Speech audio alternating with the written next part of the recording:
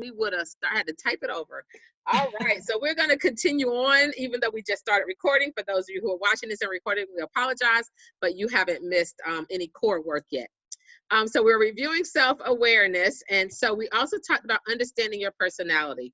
And so when we were talking about our personalities, we're talking about how it is that you like to be, how it is that you like to operate and work. And that self-awareness extends to your children in that they have their own distinct personalities, I'm sure you are aware, different from yours and different from each other's. And so the self-awareness in that is understanding yours and theirs and where they clash, so that you can be better at responsible decision making with that, and where they're similar and how you can use that to help propel you forward in your relationship with your children. So being aware of those personality differences is really important. And then we talked about understanding your emotions. And so with that, we talked about how important it is to be aware of how you're feeling, just like I just talked about on the mood meter, and how our emotions, how it can get caught up in a cycle and have outcomes that we don't like. And so we don't want to be driven by our emotions. We want to treat our emotions as information. And so when we receive that information, we can then act on that. So when you were naming your words in the mood meter, identifying how you're feeling, once you know it and you can name it, if you want to change it, you're going to be better able to change it because you just thought about how you're feeling. And so that's a little bit of what we did last week that will help propel us forward into the work that we're going to do today. So we talked about the emotional cycle last week with self-awareness, and I want to review it a little bit as a segue into regulating your emotions as one of the skills under self-management. And so when we were talking about the emotional cycle, we talked about that prompting event at the top, that thing that happens. Things happen in our lives, and by themselves, they carry no meaning. They're just events, they're just things. But when we add our interpretation to it, we're giving it meaning. And so when we do that, if we're interpreting it in a certain way, that can trigger certain emotions for us that puts us in a cycle. And when we're in this cycle, we may choose to act out of this cycle in ways that are productive, and we may choose to act out of it in ways that are not productive. And so the self-awareness in that is to be aware that you're in a cycle and to be aware of that interpretation step. Be aware of the story that you're telling yourself. And because that interpretation step, if we're not careful, it's not going to include other factors, outside factors. It's only going to include what the story is that you're telling, and you only have that information that is in your system. And so what we're going to talk about with self-management is how do you stop and analyze that interpretation? How do you stop and make better decisions when you get to that action step? And so there's two ways to think about that stopping. It's stopping in the moment. Can I be self-aware enough to notice that I'm in a cycle and stop myself and think about how can I interpret differently? How can I choose appropriate actions? When I get to that urge to act, if my urge is not appropriate, then I want to be able to stop in the moment and change my behavior. But then there's also the practice of pausing, or the practice of mindfulness. And when we practice it, then we don't have to remind ourselves to stop in the heat of the moment. We actually fall back on that as a habit. And so that's what we're going to talk about in terms of mindfulness. And that mindfulness is going to help you with the emotion regulation. It's going to help you with the impulse control, and it's going to help you with the stress. And ladies, at any point, if you want to jump in, just wave your hand and just start talking. So I want to talk about mindfulness a little bit more. So mindfulness is paying attention to that moment in time. And so if you remember when I was talking about the interpretation step, when it doesn't include information external. And so what's happening is we're in a habit of how we respond. And so that's a part of what feeds that story that we're telling ourselves. And so we're in a space of trying to think of a good example off the top of my head, but you're in the space of this thing happens, and you start telling yourself a story based on the last time that thing happened, or based on the last time you dealt with that specific person, or the last time you went to that specific place. And so you're not being focused on that one moment in time, which is what mindfulness needs us to do, is stay in the present moment. And so you're staying in the moment, and you're treating it as its own moment. And so that's what it means when it says over here, focused without judgment.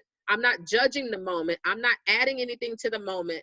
I'm just in the moment. And so when I'm in that moment, I'm able to break my habits and think through other situations. But the practice of mindfulness. So what happens in the brain, I'm gonna say a little bit about the brain, and then we're gonna watch a video that I hope said it a little bit better than me. So what's happening in the brain when we're in a cycle, when we're in those intense emotions like anger, frustration, worry, stress, what happens is your brain is perceiving a threat. And so your amygdala kicks in. Your amygdala is that part of your brain that's responsible for fight or flight. So your amygdala is saying danger, whether that's physical danger or emotional danger, your brain is signaling danger. Your amygdala kicks in like, oh, we got to fight, which is that those negative behaviors you might have out of that situation, or we got to flight, like I got to go, I got to retreat, I'm going to go to my bedroom, I'm not going to talk. All of that is retreating. And so it's automatic. That's the habit. And it's called the amygdala hijack because the amygdala is taking over the brain. And it's trying to figure out how to protect you or protect itself. And so the parts of your brain that thinks through problem solving is not able to function because the amygdala is taken over. And the part of your brain that helps you problem solve and think creatively is hijacked because the amygdala is taking over. And so you're not able to respond appropriately. But when you practice mindfulness, you're changing the habit of how you respond. If you get into the habit of pausing in these emotions, that's going to be your response. Your brain is then going to say, okay, I understand this moment. I know what I do when I'm in a moment. I'm going to think, I'm going to pause. And that's going to become the new habit. And then your amygdala never has to trigger in those situations because you don't feel as threatened or stressed or worried because you know what to do. And so that's why we want to practice mindfulness. So did I say that well, ladies? Do y'all want to add on anything there? Feel like my tongue is getting tongue tied at 6 o'clock. All right, so we're gonna go. That was beautiful. I said, that's beautiful. Thank you. All right. Were you saying something too, Latrell? You good? No, I was gonna say, I feel like I learned a little bit more about the brain every single time we do this presentation. So, all right. I felt like my tongue was my tongue was going somewhere. Okay, so we're gonna watch the video. I'm gonna get a sip of tea while y'all watch this video.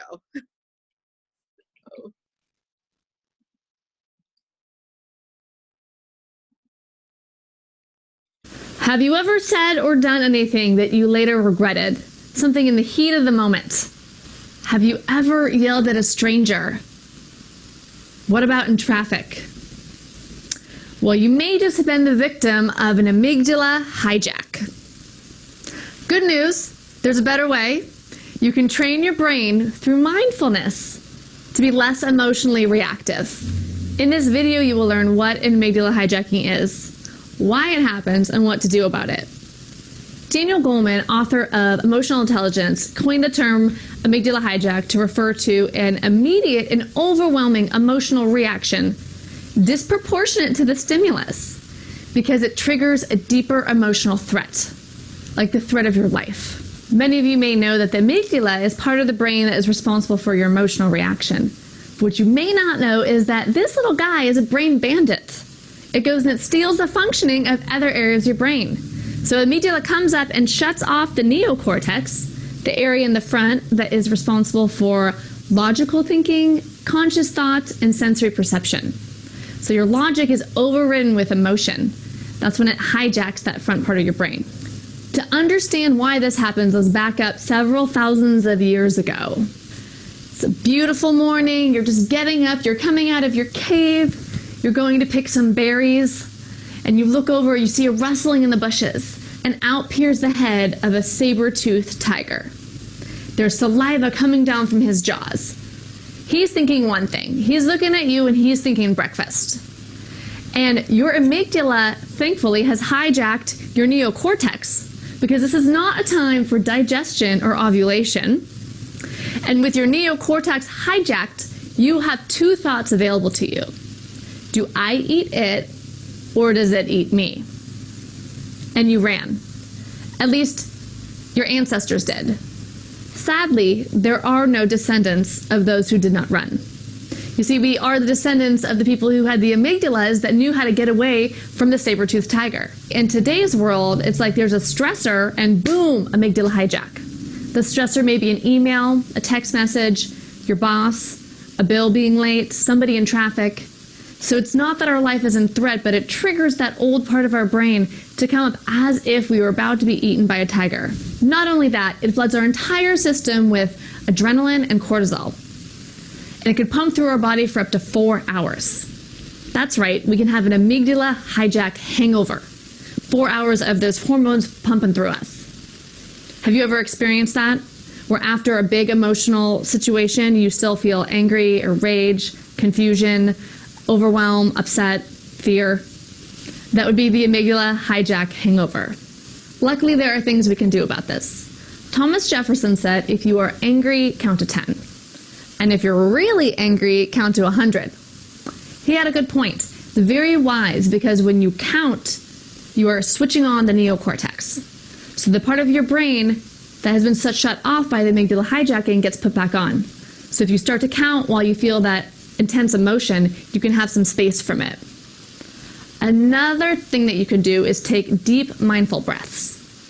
When you bring your attention over and over again to the breath, each breath as you have it, you bring yourself into the moment and you calm yourself down. See, the sympathetic nervous system is responsible for fight or flight, and we have the parasympathetic nervous system, that's the rest and digest.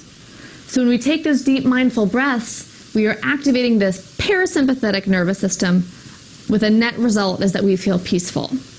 There is lots of information about the effectiveness of mindfulness, not just in the moment, but its long-term effects.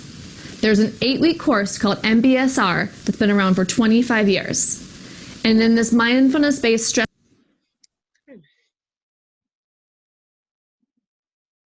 All right, so can't find my move forward button. There it is. So hopefully that last part of that video was something else, like a commercial. But so hopefully that helped, again, explain a little bit more about why we want to focus on mindfulness, and why we want to maintain that equilibrium to keep our amygdala in check. And so just another idea about mindfulness, mindful versus mindful. Hold on, I just realized y'all can't see me, sorry.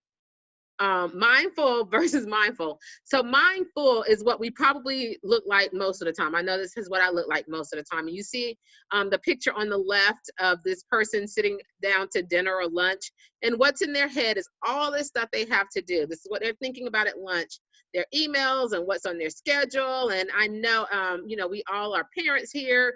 We live in the world of adults. We have jobs and responsibilities. So that picture probably looks like a lot of us. And when we're that way, when our mind is full like that, we are not having our focus on that moment in time.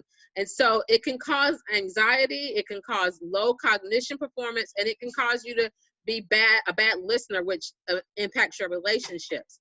But when you can take the moments and be in the moment, and there's lots of different types of mindfulness practices attached to certain moments, but in this specific moment with the meal, being mindful when you're eating is a skill. And so this person on the right is eating mindfully. So they're eating and thinking about what they're eating. They're tasting their food. They can sense all the seasonings in the spaghetti. They can see how refreshing the juice is. And I don't know what that side dish is, but they're enjoying the meal. And so they're able to focus on the meal and really enjoy it, which has other health benefits, by the way. Eating mindfully has, you know, some physical benefits as well, but it reduces anxiety. There's better cognition, and you're a better listener. And so you're going to have better relationships. So as much as possible, we want to practice being in the moment. It doesn't mean that we're not going to ever be overwhelmed and have a lot of things that we're juggling at the same time, but we're going to find greater benefits when we're able to be mindful as opposed to having a mind full. So as we talk about mindfulness strategies, and we're going to talk about several in a few moments, we also want you to think about how you're teaching your children to be mindful and use some mindfulness strategies. So when you're thinking about the strategies that we're about to share, think about also your kids. And so like this first one is being a model, is that we want to make sure that we are modeling for our children what we say. And so if we want them to practice calming down in the moments, or taking a breath to breathe, or eating mindfully, like in the last picture, then we also have to model that for our children so that our words and our actions match, and so that they believe you when you say that this is a benefit for them. That second tip is to engage with your child, to do this with your child. I know for my family, we engage in mindful eating and have focused family conversations at the dinner table, and put away the phones and the TVs and all that. Not every single night, but several nights a week. We really try to focus on that. And I know that Latrell engages with her daughters with breathing practices, and they do breathing practices together. And so doing it together, we've actually tried yoga a few times together. My kids and I, we're not sticking with that too well, but doing it together just, again, solidifies the value in it for your child. They can see what works for you. They can see your struggles, so they can accept it better if they have struggles. And then it also has the side benefit of strengthening your relationships, having those shared experiences together. That third bullet about pointing out authentic opportunities to practice. When you have authentic moments where it's important to stop and pause, or it's important to think about my breathing or my emotions, pointing that out to your child, again, it strengthens that's a benefit, and that it's authentic, like you mean it, it's a real benefit to it. And so even if your child, for example, is in a state where they're having a temper tantrum, I have one of those that has an outburst from time to time. And so sometimes, or at least in the beginning, I couldn't always talk to her about the strategies while she was in the temper tantrum. So we would talk about it after the temper tantrum, or after she was calmed down. But then now we've gotten to this thing where we signal each other. So if she sees me in a state, she has a code word that she says to me that tells me I'm supposed to stop and take 3 deep breaths. And I have one for her. I have caught her doing it on her own without me telling her to. So she's starting to use it in authentic ways because we've talked about that and practiced that. And so, and we do a lot of it together. The next bullet is talk with them about what you're learning. So you're participating in these social and emotional learning sessions. Hopefully you're learning some things about your social and emotional development. Having that conversation with them helps to show them that it's a lifelong skill, that it's something that we're all learning. It's not just something for them as kids, but that we all use these skills, and they're going to want to emulate you, and they're going to want to engage and see that it's really valuable and that it's really important. And then the last bullet we talk about all the time, we probably said it in the first 2 sessions with you, is teaching emotion vocabulary, because sometimes it's difficult for us as adults to name how we're feeling. And so then it's really extra difficult for some children because they don't have all those words. And so like that mood meter that we had for the SEL opener, that's one of the reasons we wanted you to look at the words this time, is we really want to be able to name them. But if you see words on that chart that your children don't know, you want to start using those words or talking to them about those words, or helping them to practice them, helping them describe for you how they're feeling, and then you tell them the name that goes on that, and that helps them. Another way to do that is through their storybook characters or the television show characters. If they're watching characters go through different scenarios and scenes, you can talk with your child about what that character is feeling, why they might be feeling that way, how they behaved out of that feeling. So using books and TV shows is a really safe way, particularly if you have, if you're talking about an emotion that might be hard to talk about, or if you have a particularly shy child that might not express themselves much, they can use those book and TV show characters to represent themselves, and you can kind of help move them along to the place where they want to share. So that's a few tips about that. Anything you want to add, Latrell or Sherry, about tips there? Okay. All right. So we're going to watch. Sorry, I was trying to unmute. Oh, okay. Okay. Go ahead. No, I'm good though. No.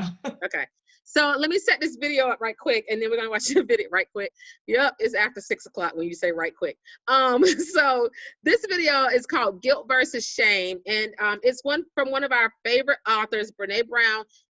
She calls herself a shame researcher, but she really does research how we live and in our emotions and use our emotions. And she took one of her books, The Gifts of Imperfections, and she adapted it for Gifts of Imperfection Parenting. And so in that book, she's talking about guilt versus shame. And those are two feelings or emotions that we might carry with us. And so we want to think about how we are communicating messages to our children so that we are not cultivating shame, because shame has a negative impact on our behaviors. And there's a difference between guilt and shame in the way that we say it so that it's productive for our kids, so that they learn from what we say instead of owning a badge of shame. So I'm gonna let the video explain it to you, but the video is not Brene Brown. It's a different author talking about a review of the book by Brene Brown. So let's watch. Your kid is doing his math homework. He's struggling and you hear him mumble, "I'm so stupid, I can't do it." What do you do? That's right, this video is about shame and parenting. It's a review of the excellent audiobook The Gifts of Imperfect Parenting by Brene Brown. So, back to the story. You jump in with your most encouraging voice. "Don't say you're stupid, sweetie. That is not true. Of course you can do it." Maybe you point him to the right direction. Or maybe you just tell him to take his time and try to break the problem down in smaller pieces. If you do something better, make sure to let me know in the comments. In any case, once your teachable moment is over, you let him focus while hoping he got the message that he is not stupid. Saying "I am stupid" comes from a place of shame. Shame is believing you are bad, stupid, or otherwise not worthy. There is something deficient about you. It is very different from feeling guilty for having done something bad. And the difference matters. Children who use a lot of shame-related language when they're 10 are more likely to engage in dangerous activity later, drop out of school, or even attempt suicide. But let's go back to our imaginary family.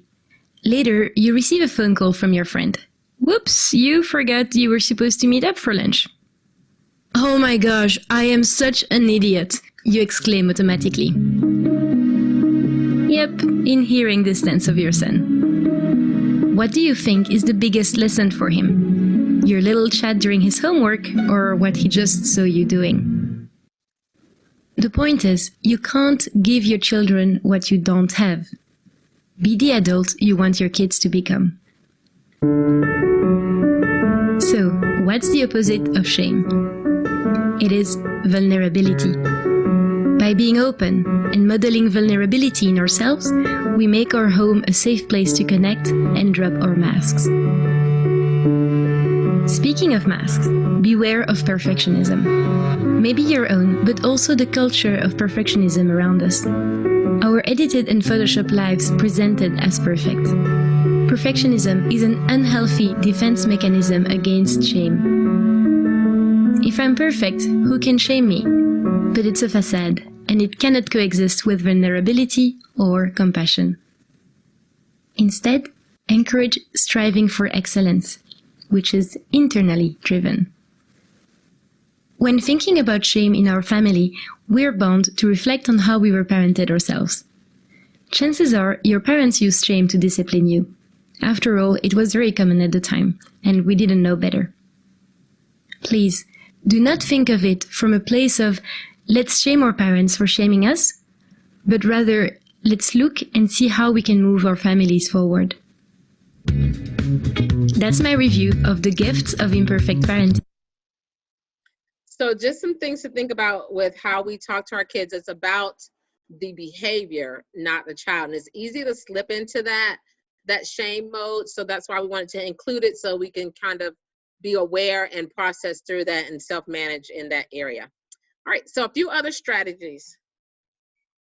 All right, so the last little bit of our time today, we're going to give you, talk a little bit about self-care and deep breathing. And so we wanted to spend some time to talk about self-care because not only is self-care important for you, but it's also important for our kids too, right? So it's really important for us to cultivate a home that's full of, doing self-care activities and teaching our kids about self-care.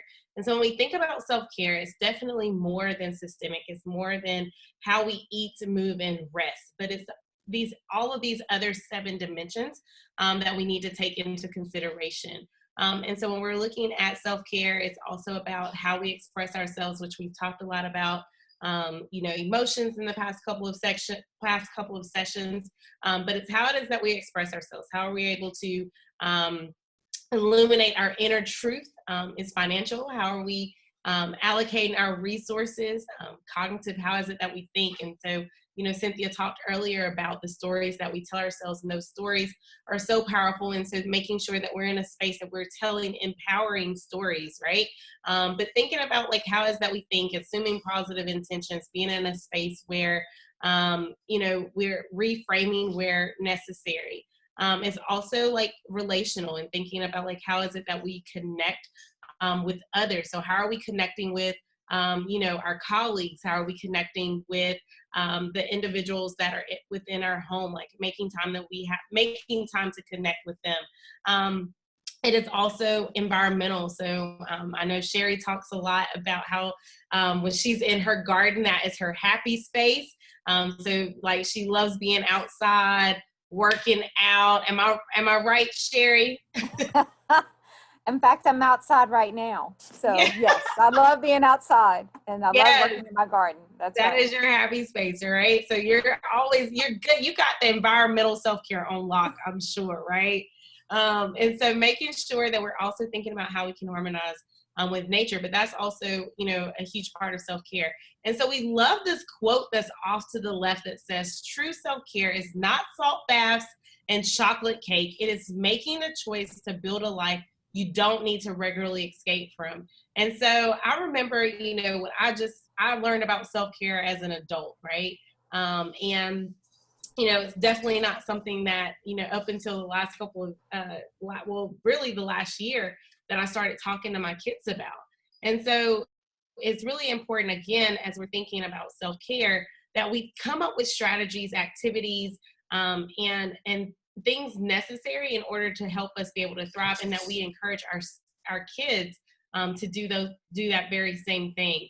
So we'll go ahead and move to the next slide, which is, helping you. We want you to go ahead and start thinking about things that can be a part of your self-care plan.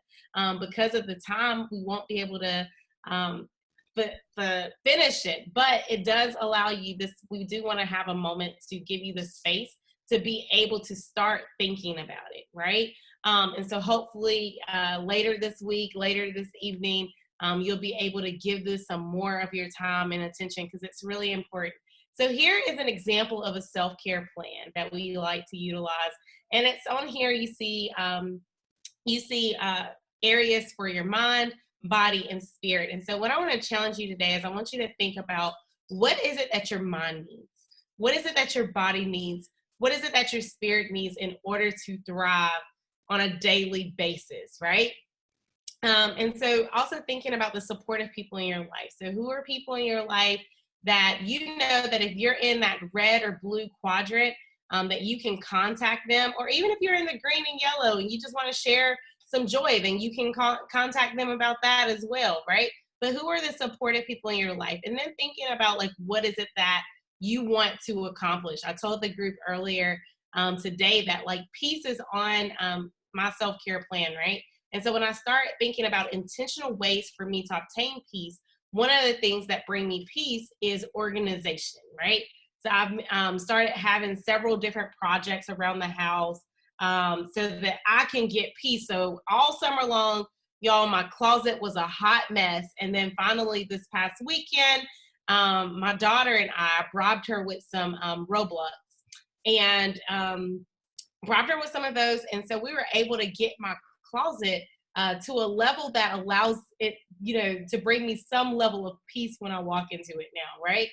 It's still not 100%, but it is a work in progress. And so thinking about like, what is it that you want to accomplish? And so if it's peace, if it's serenity, control, happiness, then taking those words one step further and defining it specifically for you. Like, what does happiness mean for you? What does being a good person mean for you? What does peace mean for you, right? If you're, in that mind part, in that mind section, thinking like, I know oftentimes I will listen to podcasts. I listened to 2 podcasts yesterday. I pulled up some YouTube videos and listened to people talk. I did that yesterday, and that's helpful for me. When I'm thinking about, my body, I'm trying to get that one together. I need to get that one together. That one's a struggle for me. So I need to eat, more nourishing foods and, having cookie and cakes in moderation. I'm a work in progress. Y'all pray for me, right? So thinking about like how it is that, we are making sure that we're taking care of our bodies, because here's the thing. Our kids are watching what it is that we do, right? So if my daughter sees that I'm not taking care of my mind, she sees that I'm not taking care of my body and my spirit, then she becomes an adult who's being in a space where she's modeling these same things. And so want to give you a moment just to take a scratch sheet of paper, or you can make notes in your phone. And I want you to put one thing in each category, one thing or one person in each category. And then if you could just share in the chat box, whichever area that you would like. So if you chose mind, like, you can, to share out, just put that in the chat box, or you can feel free to unmute and share. And I'm going to call on Cynthia and Sherry to share maybe one thing that's on their self-care plan.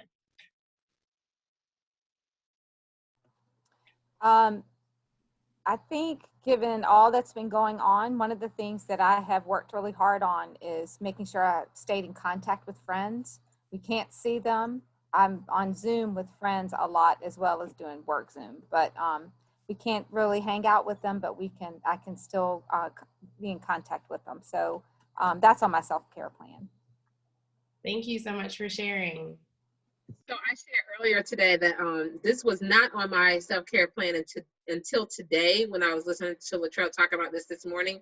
But one of my goals is to be calm. I find myself really out of sorts when things around me aren't going the way I want them to go, or like I'm feeling overwhelmed and have to run here to there to do things. And so I have to set a goal of being a little bit more organized and prepared up front.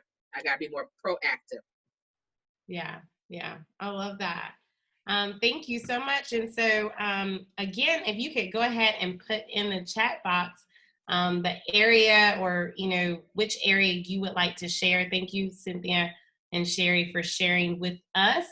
And so I'm gonna give you, the rest of you, an opportunity to put that in the chat box, or you can unmute and share what's something that you're gonna add to your self-care plan.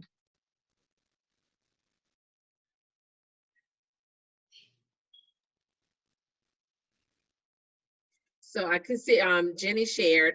Jenny, if you don't mind me sharing yours. She says she agreed with Sherry that she thrives to be in contact with friends and family. Yeah. Relational. Yeah. Thank you so much, Jenny. All right, anybody else would like to share? All right, well, if not, we will keep moving for the sake of time, but we do encourage you to think about the self-care plan. Next, we want to briefly talk about the advantages of deep breathing exercises. And here's a list of, the advantages of deep breathing. And what I would like for you to do is look at this list and pick out the one that sticks out to you as it relates to why you should deep breathe, or why you should make deep breathing a priority for you this week, right? So whatever is standing out to you, if you could go ahead and pick out the one advantage that's standing out to you as to why you may want to consider deep breathing if you're not already doing that. I know one that always stands out for me is increased energy level. I see Cynthia put that in the chat box. Sherry said ditto. And I'm like, sometimes I'm thinking probably people are like, this girl does not need any more energy. But for me, I feel like, gosh, I could totally use some more energy, right? Especially like, during, when the 6 o'clock, 7 o'clock hour, I'm like, gosh, I wish I had a little bit more energy, right? And so also, it detoxifies the body, improves digestion, and so many benefits to deep breathing. I see, as Stella said, detoxifying the body, right? And so this is another way to make sure that we're managing ourselves and being in a space where we're being mindful, and we're able to take a moment and pause in those moments that are causing us stress, right? Cynthia mentioned that I do this a lot with my daughter when she's in a space. My 10-year-old, my 19-year-old, we haven't got her on board with that yet, but my 10-year-old, if she's in a space, I'm like, listen, let's do a deep breathing exercise, or, I want you to go to YouTube. You go to YouTube for everything else. Go to YouTube and pull up a kid's deep breathing exercise, and immediately she starts feeling a lot better. And so it definitely is, definitely has a lot of benefits to incorporating deep breathing. And so we're going to watch a quick video. This is one of my favorite videos, and it talks about deep breathing, and so let's check it out.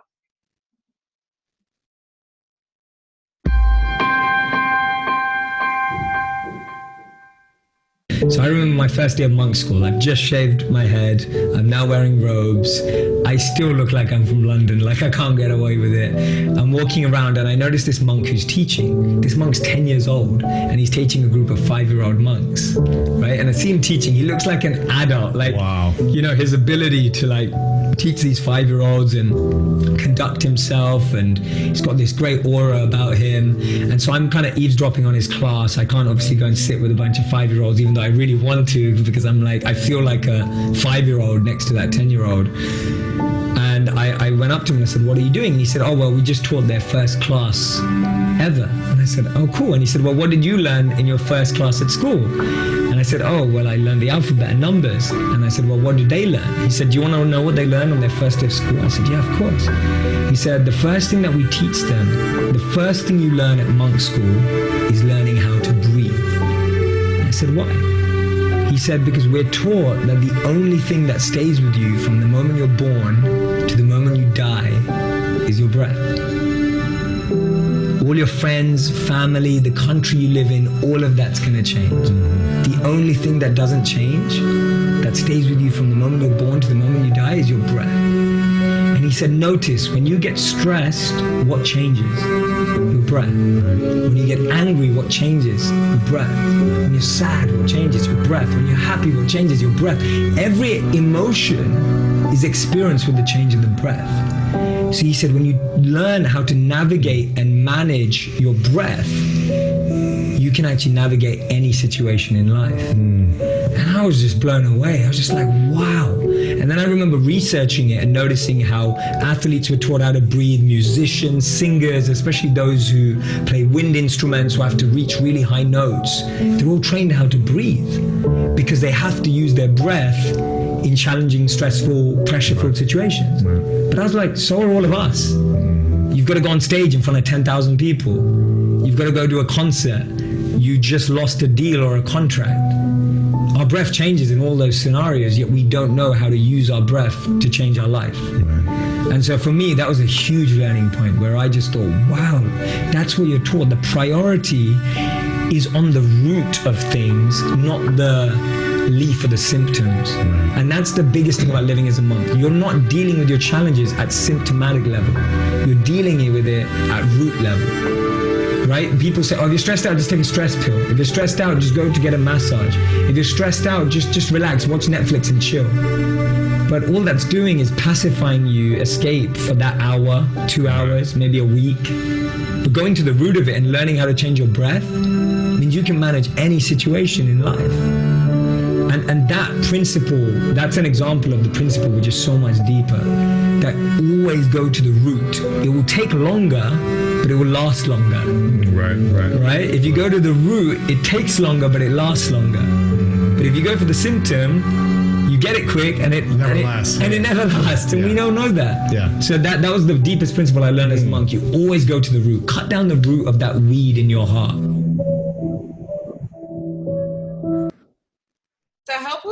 something from that video and it was as powerful for you as it has been for members of our department. And so when we're thinking about deep breathing, remember that it helps us to respond in ways that are more beneficial. And while that video was playing, I got an alert on my Apple Watch that says, hey, Latrell. Well, it didn't literally say, hey, Latrell, but it says, breathe for just 1 minute and you will think clearly. Breathe for just 1 minute. And, even 1 minute of deep breathing will allow you to reduce your stress, right? And so if you have an Apple Watch, I'm sure you're probably getting those same alerts too, right? And so I think that's it. That in and of itself is a really good reason as to why we should incorporate deep breathing into our lives, and to the lives of our kids. So we're going to go ahead and continue moving forward. And this is our optimistic closure for the day. Is think about like what brings you joy in parenting, right? Or you can think about what brings you joy just in general, right? The quote off to the side, it says, you have to make up your mind at the start of the day that nothing that comes your way is going to steal your joy, right? And so definitely we know that parenting has its challenges and it has its stressors, but at the end of the day, coming back to the fact that parenting is a joy. And so I want you to take a moment and think about what brings you joy as a parent or just as an individual. And we're going to go to the next slide. And if you can utilize at the top, you can click on the annotate button. And once you click on the annotate button, you can either like write some words out, or you can text, use the text and type some things out and just indicate what brings you joy. Again, you can do this as, think about this in terms of parenting, or you can think about it just in terms of in general, what brings you joy. So if you could take a moment and do that, we'll be wrapping up in just a couple of minutes.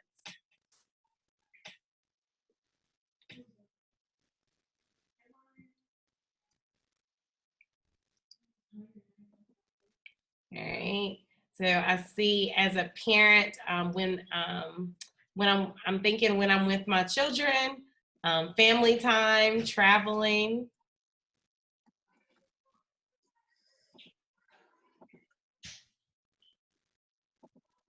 Anybody else that wants to share, just go ahead and put that, list that. Or you can, if you're struggling with doing it this way, you can also put it in the chat box if that's easier.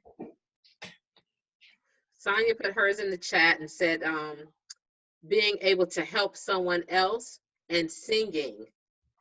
Oh, how I wish singing brought me joy. I wish I could sing, Sonia. Right. It can still bring you joy. The Bible says make a joyful noise. That's a good point. I love to sing, but I am not good at it. So that's a good point. Thank you for sharing that, Sonia. All right. So laughing, family time as a parent when I'm with my children, traveling with my children and husband.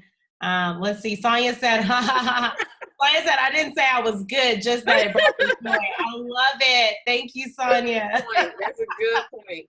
Ah, yes. Awesome. All right. Well, thank you all for sharing. And we ask that you just continue to think about what brings you joy and to do more of what brings you joy, right? And try to incorporate that. Today, I asked my 10-year-old daughter, like, hey, what brings you joy? And Nutella was on the list. That made the list, Nutella. And she said sleep was on the list. So, okay, so sleep and Nutella. If I have that, if I allow for her to have those two things, then I should have a joyful child. And she said Roblox. So that's going to be my dinner conversation tonight. I'm going to do it.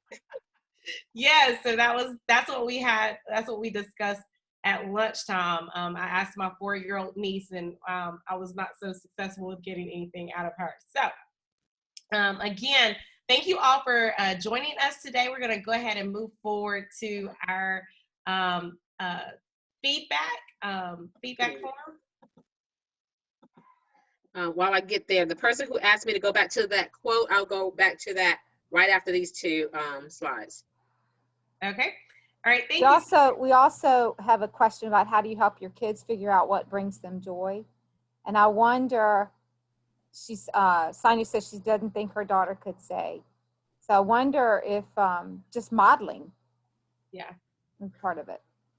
Yeah. I think that that's great. Like, absolutely, Sherry is modeling it, and and like having a discussion. Like, I have a discussion with my kid, like, about the difference between joy, based on my definition, difference between joy and the difference between happiness, right? And so we're just constantly trying to have that conversation. And again, modeling, I would agree with Sherry with that as well. Cynthia, would you add anything to that?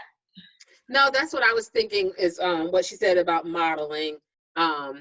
So when my kids have trouble with words or trying to like figuring out what we mean by joy, I try to give them examples for I go first. So I guess that's still modeling. And maybe again, going back to characters in books and TV shows where somebody else is already doing it, that might help as well. Yeah. I'll find out when I ask my kids at dinner tonight. See how it goes. Yeah.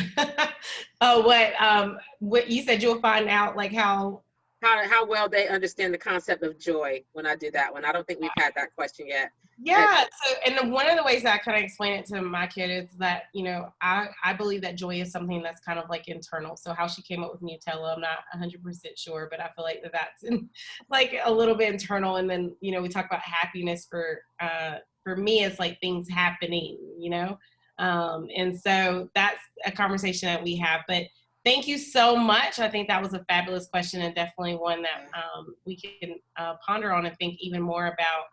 But I think modeling is definitely an excellent way for that. So if you could, please definitely fill out our feedback form.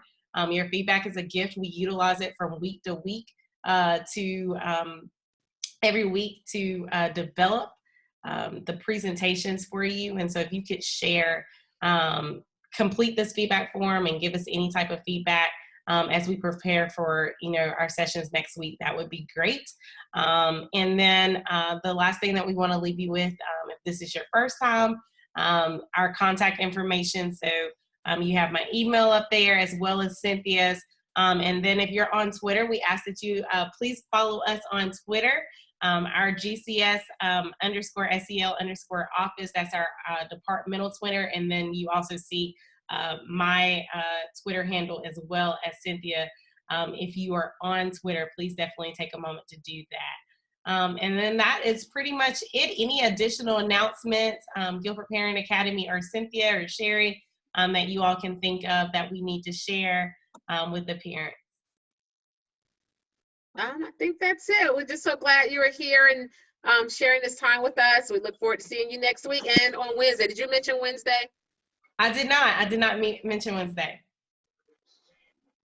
Go ahead. Oh, okay. I didn't know if you were getting ready to mention. So on Wednesday, Wednesday is our Unity Day, right? So Unity Day is our bully prevention program that we have within the district. And so we will be wearing orange. So on Wednesday, wear your orange and show up at 11:30 to 12:30 to talk about learn more about bullying and how you can, what things that you can do to help prevent your kids from that or be aware.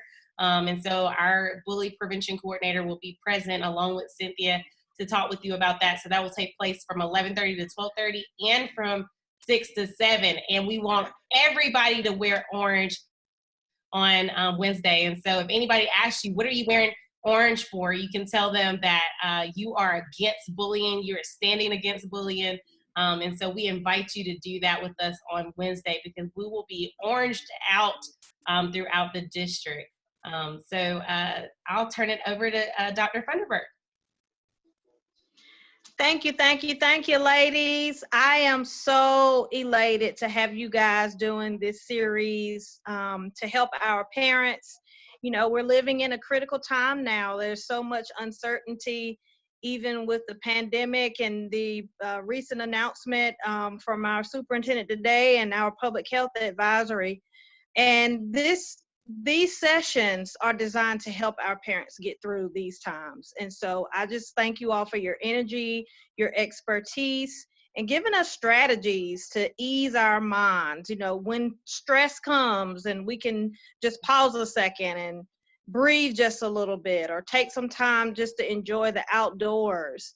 I think this session is great, and I'm so thankful for you guys offering these tips and resources to our parents. So thank you, thank you, thank you. Thank you. Thank you. It's our pleasure. All right. Well, you all have an amazing rest of your Monday. Have an even more amazing week. And we hope that you will join us next week again and join Cynthia and Tawanda on Wednesday. And we can't wait to see you and share more strategies. Next, we will be talking about social awareness. So that's empathy and compassion and perspective taking. And so we're looking forward to it. So we hope that you will come back and that we didn't scare you away. And remember to bring a friend next time, right? So bring a friend, tell a friend, yell it, tell it, email it, and bring somebody with you next Monday. So have a great evening. Good night. Thank you. Good night.